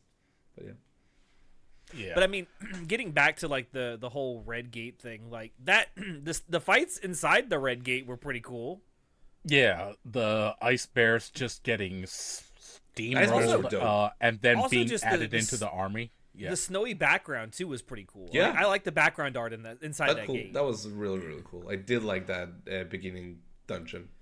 I really liked how pretty it was, but at the same time, this might just be a me thing. I thought it was a little bit too white. Like, I thought it was the glare of it was a little bit too much. Whoa. Honestly, I thought like it looked fine. I didn't find any issue with it. It did, like I was a sucker for like snowy scenery. I liked it. I think it led to like a cool. I've mentioned this on the podcast before. Anytime there's an anime that has like a season or a plot point or whatever that takes place during the wintertime, I'm like, I'm here for it. Give me that good winter scenery, please. Oh yeah, it's beautiful. And I did like how it led to that like confrontation, like because when they walk in, so you have this like A ranker who's like, oh, think he's a hotshot. It's like, oh, all of these like weaklings or whatever. And then they split the group into two, and he's thinking that his group will do fine because they're stronger, supposedly, than the other group. And then when his entire squad is massacred and he runs away, then he finds Song Joon-wo's party. They got their campfire, they're all cozied up. They got a whole cabin and everything. Yeah, like I love how he's like losing his shit, and then it leads to like him confronting Song Joon-wo, and it basically kills him and turns it into one of his. If only his hubris had let him, keep the group together. Yeah. They would have all survived, most likely. But fun thing is, for one, in this little arc, you get to see that because of the system, Sung actually understands the monsters that can speak because it translates what they say to him. And you discover a little bit more of the background, including like there's an imprinted message on these monsters to kill all humans. And he's just like, oh, why is that? And when it was about to be revealed, it was hidden from him, like deliberately, from the system itself. And you're just led to wonder, what the fuck just happened? What is this? What's going on? And you don't get any answers this season. That's for future. Yeah. The mystic breadcrumbs are good. Like I was gonna say that's something that I noticed about this point at this point in the story was that excuse me, that that Sung has not actually questioned why the system is allowing him to do this. Like he hasn't asked a whole lot of questions like is the force behind this doing this because it's a good thing, or are they trying to, turn me into some evil fucking tyrant? He's like wondering about it, but he doesn't try to get to the bottom of things and figure out what's going on. I mean, yeah, there's moments where he's asking some like basic questions, but like there's not a point so far, at least, where he's like stopped and looked at all the stuff that he's been doing because of the system, and is like really examined like himself and what he's doing with all this and what he wants to accomplish with it. I'm hoping that comes in the future, because that would actually be a nice little character thing. Can't say anything. The future knowledge, it's both a blessing and a curse. And a curse. I see what John deals with all the time. See? It's not easy. No, it's not. And from what's it called? Hunter Kim's death, we do get Iron. Sung decided to arise Hunter Kim, and we get the beautiful, dumb, lovable jock that is Iron, and I fucking love Iron. Iron it's cool. It's funny really... how they go with that. Like I did like that bit of comedy of like how he's basically like a bubbly buffoon type of like tank character. He literally is, and there's actually a little scene that shows him being just a funny guy. And they just completely took out that panel, and it's a shame. Like this is when you really start seeing, okay, they're really cutting out some of the character personality stuff, some of the more important things. Yeah, I would say. Excuse me. I would say that this point in the season was really when I started to suspect that things were like some somewhat important things might have been gotten cut or very, very much yada yada over from the source material. Mm-hmm. Yeah. So next after that, we're going into the Demon's King castle. Finally, Second after half so of it. long. Yeah. Holy shit. This disappointed me so much. Demon King Castle in the manhwa was so cool. It was an entire arc, and they went through it in a single episode. They sped that shit up. It felt like they were just rushing. That felt like it was been gone through at a breakneck pace. They really did. There was a lot of I forgot. Real quick, we also get Tuska in a separate episode right before, and Tuska's so fucking cool. He's the big ogre that can cast magic. Another one of his elites, so to speak. And finally, everyone else knows that Sung isn't just a. He's not an E-ranker, actually. No. Yeah. Okay. He's not just a regular hunter either. Like, oh my god, he doesn't smell like other hunters. Yeah, you also get Chahei finally interacting with them, and that's when a little crush starts. You can see. Anyways, Demon King's Castle. They rushed through it so quickly, including one of the best girls. It's just a shame. Girl? Yeah. Well, Demon. Oh, what's her name? Isil? Isil, yeah. Yeah, that was something else that I felt like that. Man, in the source material there had to be more to this character, because like she's like introduced and then just immediately bye bitch. I'll be honest, there wasn't like too much more, but there was enough where I'm like, oh, what the hell? They like she essentially said hi and bye, and that's it. I'm just pissed about it. I mean, hey, it's just another waifu that will fall for Jung Soo-wo's massive cock, right? Let's go. He's got another one. We don't even barely get any lines from her. It pissed me off so much. I thought when she was first introduced, it was going to be like a new, like, recurring character going forward, and maybe she'll come back. I don't fucking know, but I felt like that was... Spoiler alert: she doesn't. Oh well, that's a shame. But see, like the show doesn't do anything with it. It's like, you get give me characters. To be fair, apparently the actual source material doesn't do anything with it either. That's also a waste. Like, why not? Like, so in order for the fights to for me to care about the fights, I need both like characters that I care about, and then like I actually want to see if they succeed or not, and stakes. And like this show does like the Jeju Island arc does it way better in terms of like the character side of that equation. But like this, and we can talk about like the Baron fight. Fucking nameless king over here from Dark Souls 3, massive PTSD I got while seeing him on that massive dragon. Can I say one thing about this fight? Yeah. I like the version in the OP better than the fight in the show. Oh, wow. I'll just say that. That's so depressing. Yeah, like it's a good fight. Again, it's great, and I love like the climax of it, like with it's like you're tearing his arms and limbs, and like that fucking punch looks great. Then you see the OP where it's like both him and Iron and the bear, and there's they're like going at him together. It's like, oh, that's so fucking sick, bro. I would love to see that in the show. Yeah, the original fight in the manhwa, again, highly recommend reading it. So much cooler. It looks so much better, and it lasted so much longer. Have they changed the fight much? Yes, they did. Really? Like because it went by real quick in the show.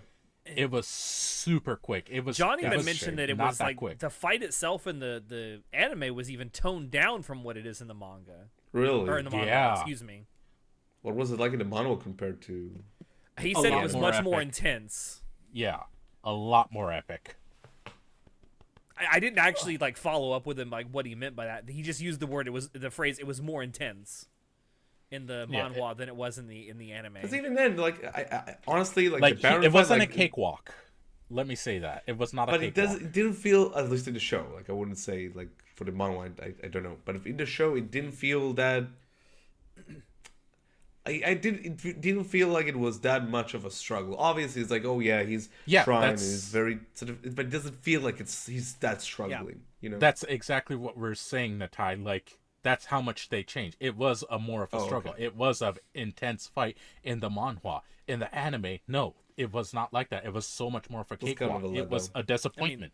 I mean, at least the reward was worth it, because when he defeats this dude, he gets the elixir finally. Yeah, he gets the final ingredient, and he gets the elixir. Go ahead, Natai, real quick. So I thought it was gonna be like a one-time item, and then it's like, oh, you get like 5 uses out of it, and like what? Yeah, he gets a couple of them, but Yeah, like, I was kind of surprised about that too, because when it's originally like mentioned as the reward for defeating this dungeon, it kind of does make it sound like it's a one-time use item. And maybe I misinterpreted it as like it's only needed to be used one time by the person who uses it, but it's got multiple doses in it.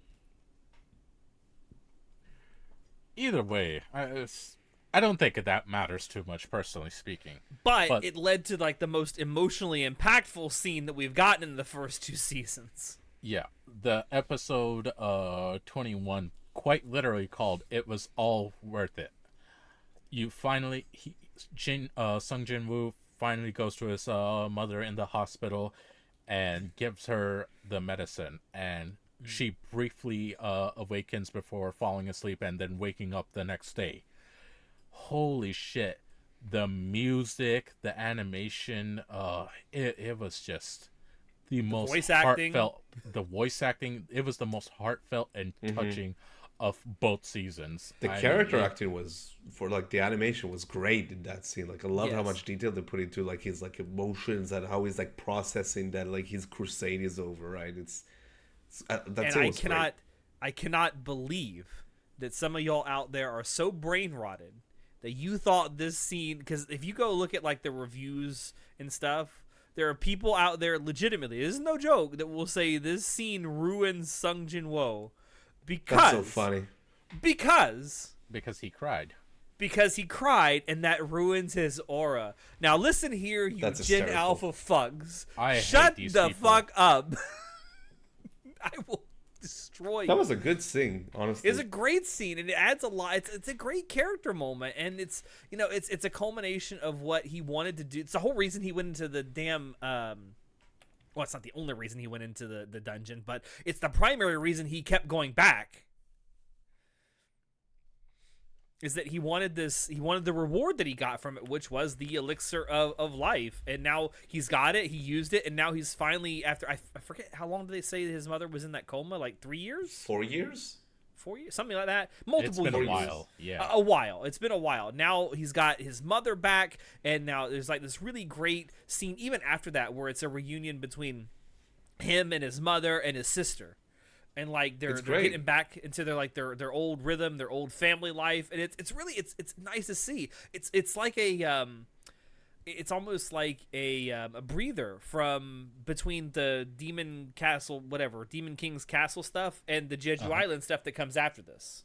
No, it legitimately is, and oh man, I have to say, I really do think that the anime did it better than even the manhwa. I mean, and a lot of it is a credit to Sawano's music. I mean, holy shit. Yeah, I would say if any single piece of music that Sawano did throughout the first 2 seasons is even halfly memorable, it's the music that plays during this scene. Yeah, for me, the standout was especially the animation for like the facial expressions and the emotions being processed. Like I really dug it. Like it was really well done, and like that worked because again, it's like a character moment, you know. And I wish we got more of those. I wish it doesn't have to be all sad. I just wish we got more character moments of this depth in the show, in the story. Like every now and then you get like especially in Season 2, every now and then you would cut to. I don't remember his name, but like John, like his big fan guy who he raided with for like all these dungeons. Jinhoo. Yeah, you get scenes of Jinhoo with the sister's friend, and like like they have their own banter. It's like, oh, that's cute. It's like, give me more like of this, but more development. Let the characters breathe. It does it's cool. Everything is cool, but it's also cool when you do something else that like. Sort of makes me care about everything being cool, And it's such a shame because not only that, but this episode actually also was supposed to have a whole nother scene where it introduces one of the other national level hunters. Now they really didn't talk about them this season, even though they were supposed to. But like basically the number one of American hunters, Thomas Andre, they didn't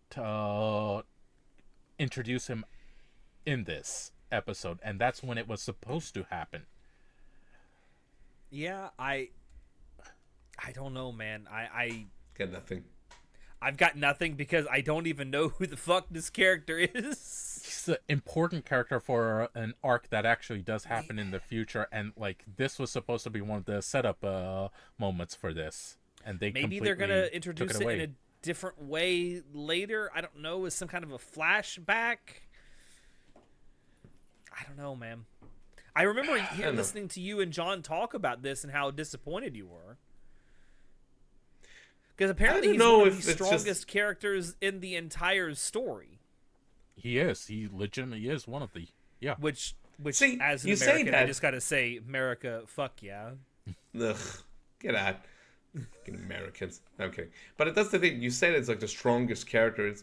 Like this show, like, it builds all these strong characters, but then they never follow through with it. Like, we talked about the brother. It's like, oh, he's like so strong. Like, some of us can't even touch this guy, and then they never follow through with it. You got the Japanese like guildmaster coming in, and again, like I said, like they have this like small sparring contest, and Sung Joon-won was like, man, like I don't know if I can beat him, but then like they kill him off in Jeju Island to make the ant like fighter look way stronger. So they almost never follow through with like all these promises of these like strong characters, and like and they don't give me a reason to think they'd do otherwise, because every time Sung Joon-won just comes up, and it's like, no, it's fucking game over. Got him, done.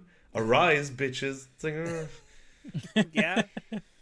And that's why, like, again, that's why I like the Jeju Island arc, which is like what's coming up for the rest of the season, because for the most part, it's kind of bullshit how they sort of like, we'll get to it, but I like how it's them struggling and like actually fighting for their lives over there. It wasn't, I was kind of expecting to be way more intense with the build up for Jeju Island, because for the most part, like, things are going as planned, you could say. Yeah.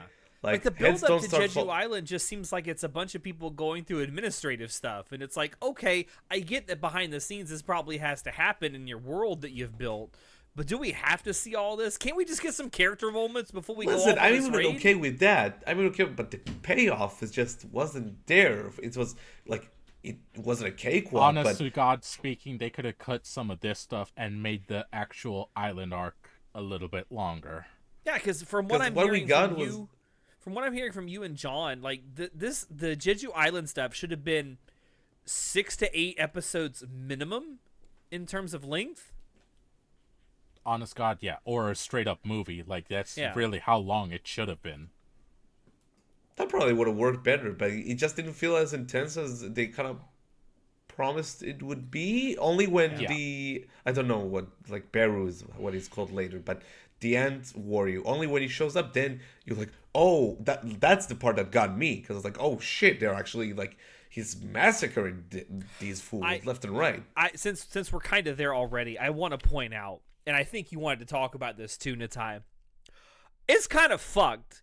Can we all admit it's kind of fucked that, number one, Sung turns down the invitation to go on this raid, and the entire time it's happening, he knows what's going on, and he only chooses to intervene when it looks cool to do so. Fuck. I do not like this angle at all.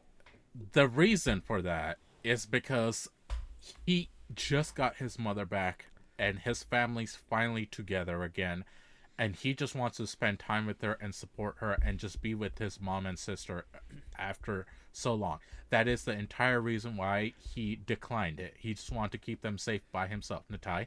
Just because they state that and they say it out loud doesn't make it any better. It's like, okay, sure, but he literally waits for the last moment before, like, they're gonna get wiped out, and then he shows up. And it's like, that's such a dick move. And there's like a line at the end of the season where, like, oh, the public will criticize you for like waiting for so long to come and help us, but you're still a hero to us. I'm like, wait, no, this, like, you're right, he is kind of an asshole for waiting. Like, he could have saved so many lives if he was there from the get-go. It's like, it's good that you came at all and you helped when you did, but you could have done so much more. You could have helped so many more people had you just gone in the first place. And like, listen, why doesn't the show... if the whole stated goal of him turning down the invitation to go is him wanting to spend time with his family now that his mother is back, he should never have gone at all and just let everyone die.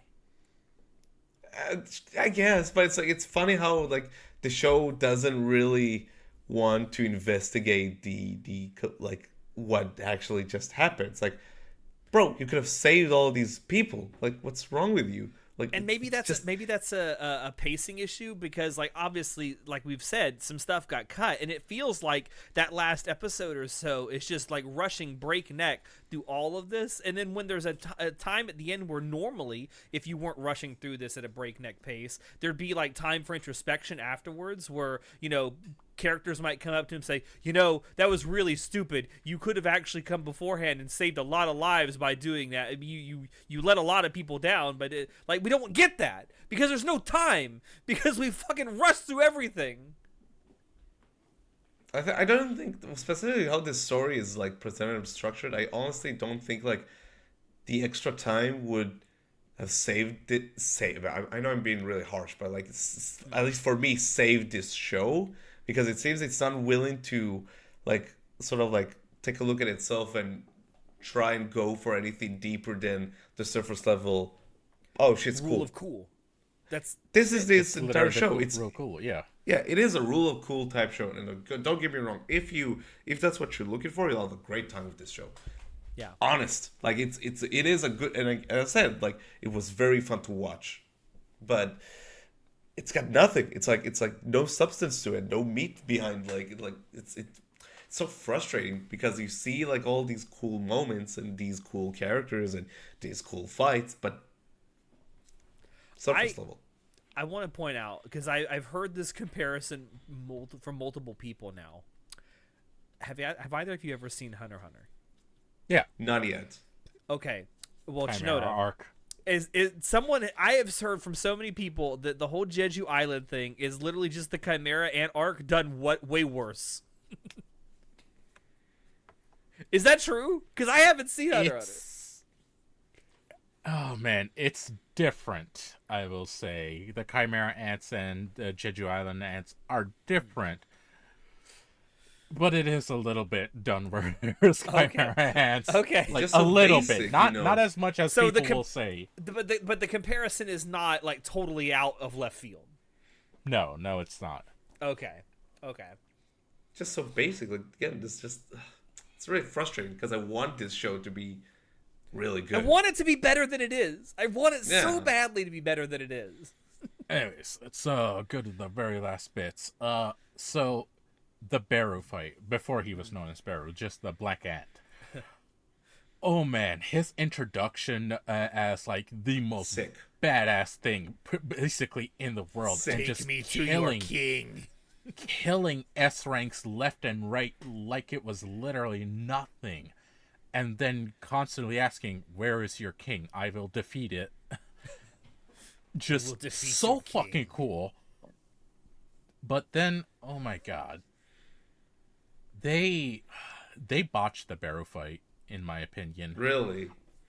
As in an anime perspective, it was cool as shit. I really loved it. Honestly, I really did love it. But they did leave out a couple of scenes, couple of shots, a couple of things that he did do during the fight. It wasn't 1-to-1. And it wasn't a long fight necessarily, so they could have still done it in a single episode, but man, they cut some stuff, and I'm just like, that fight, it was like one of the best fights of the entire show. Even going forward, that was supposed to be one of the best. And the fact that they cut some of this stuff from it, like, this should have been all money towards this fight kind of thing. So do you think that the anime adaptation in particular would have been better if they had done a sort of pacing like you and John were suspecting they might have done at the beginning of the season, where they would have ended the final episode would have been the very beginning of the Jeju Island raid, and then the Jeju Island raid would be the next season?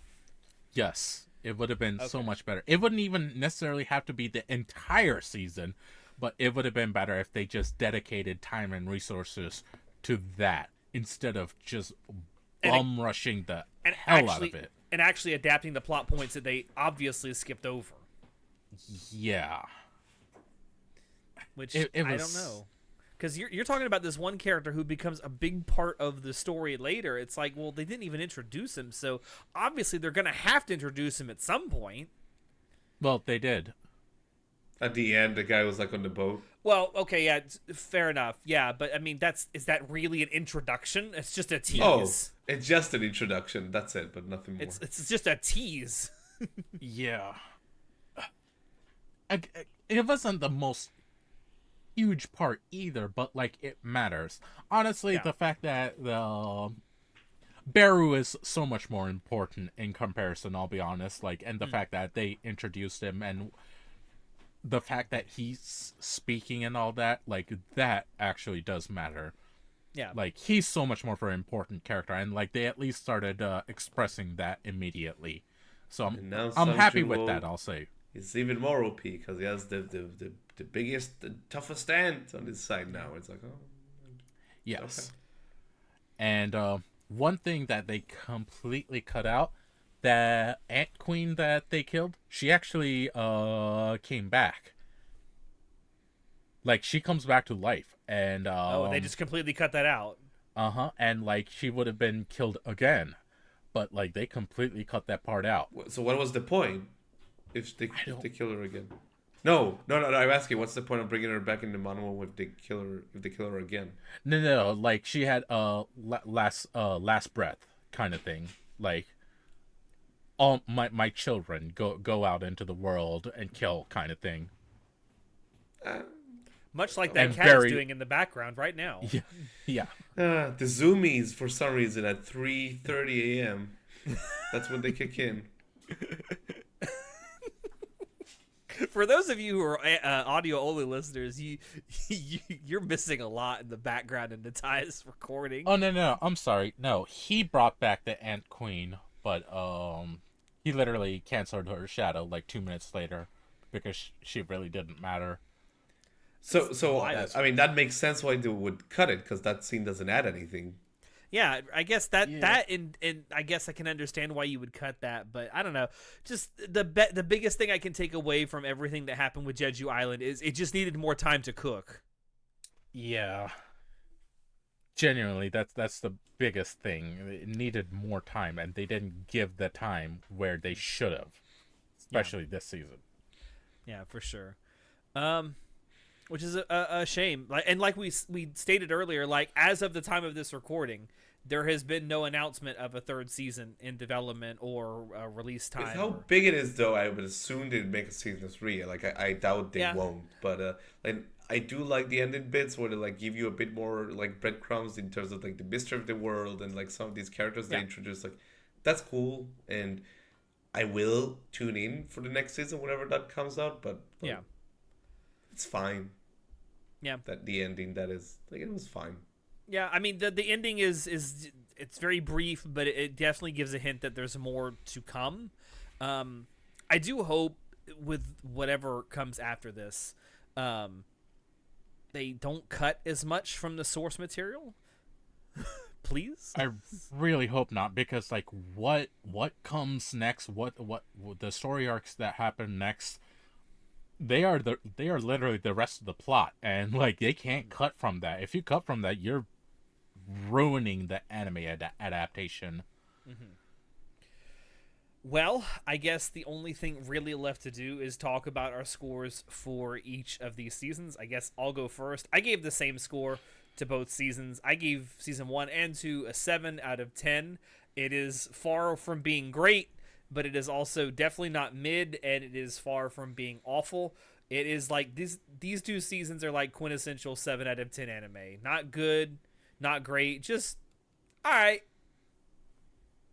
That's good, great visuals. If you love, if you love watching cool fights with interesting visuals, you'll probably love this. If you love Rule of Cool type shonen, this is your game right here. This is your jam. You will love it. If you're going into this expecting anything super deep, character-wise or world-building-wise or anything, you're going to be disappointed. So for me, I gave these both seasons 7 out of 10s as well. It's good anime. Honestly, if you're watching it by itself and just want to watch something, it's a good anime, and it very much does have rule of cool and aura farming. It has that in spades. It's a fun watch. There are a lot of things that some things you can criticize here and there, but overall it's just lay back and just watch this cool stuff happen. You don't need to think about it too hard. It does have a decent bit of world building, not that it matters too much.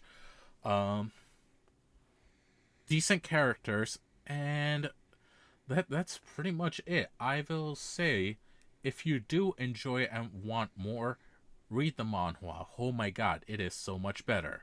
It is so much better, so much cooler. And yeah, that's my review. 7 out of 10 for both seasons, and hopefully it's better in the future. Natai? I enjoyed it. I enjoyed quite a bit. I enjoyed both seasons. Again, I think the Ingress fight is the peak of the series so far for me. It was like everything that I wanted out of the show and what it gave me.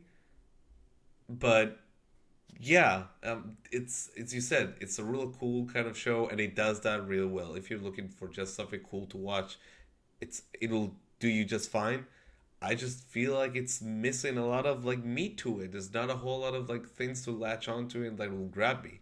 I will not remember these characters in a week and a half. Like, I'm sorry. There's just nothing in these characters that like really stands out. There's nothing in the story that really stood out to me that much. The thing that like really held this show so high was the animation, which was great. And I loved some of these fights. It was really fun. And again, I know I've been harsh, but I did enjoy the show. I gave both seasons a 6. There's room for improvement. Honestly, from what I keep like what you said, like doesn't really matter. Like when you mentioned like the world building doesn't really matter. That's my issue with the show. Nothing really matters in the show that much. Like the stakes have been long gone ever since the Ingress fight. Like I don't feel the stakes happening anymore. Only when you take Sung Junwo out of the equation, it sort of comes back. But then, like, of course, he comes back and wins the day, and it's like justified by the show itself. It's kind of just really frustrating. I really wanted to like this show way more than I did. I didn't go with any specific expectations. I was like, oh, just be a fun watch. And it was a fun watch, but I wanted more of it, and it did give that to me, which is a shame because like I like writing. I like themes. I like when I care about characters because that can get me through the show. Like if this show had way like lower quality of animation, like this would be a 5, maybe a 4. Like sorry, but like the animation is that good that it's the animation does kind of carry it over that midline. Yep. Like, it's funny, I was talking to someone who's like, well, Demon Slayer just has good animation, but like, people like it. I'm like, because at least Demon Slayer, with all, like, it's very easy to shit on it, and, like, it's not my favorite thing ever. But with Demon Slayer, I mean, again, looks really good, but also at least it has characters I can latch onto. Like, I love Inosuke. Like, that little shitty boy, like, I can watch that guy fuck around all day. Yeah, right? And I got nothing with this show. That's why it's kind of disappointing and frustrating to talk about. Yeah, to continue the Demon Slayer comparison with the characters, which is one of your biggest complaints, like there seems to be a character archetype in Demon Slayer for just about everybody, whereas in Solo Leveling, most of the characters are pretty similar in that aspect. Like there's even the archetypes are very similar. But the archetypes are just so one note in the fact there's nothing else like beyond like to get into. There's nothing to be like this guy, like just not that interesting. They're just archetypes at the most basic level. Yeah. Sorry. I mean, it may seem harsh, but I agree. I mean, I think it's a little bit better than a 6 out of 10, but I still think 6 or 7, there's definitely room for improvement, and I hope we get to see it because visually it's a treat for the eyes. I just wish everything else would kind of rise up to its level. Arise its level. Hey, there we go, boys. We did it. We finally got it in. But yeah, that is going to be our our spoiler cast, our review for the first 2 seasons of Solo Leveling. Let us know down below what you thought of the first 2 seasons of this anime adaptation. Tell us why we're wrong and it's the best thing you've ever seen. I'm sure there are some of you out there who actually think that. John's about to do a whole rant in the comment section. There we go. I can't wait. Fight me, John. Fight me. With all that said, though, please do not forget to like this video. If you liked it, subscribe if you want to see more. We have all kinds of great stuff coming out every single week here at Anime Club After Dark.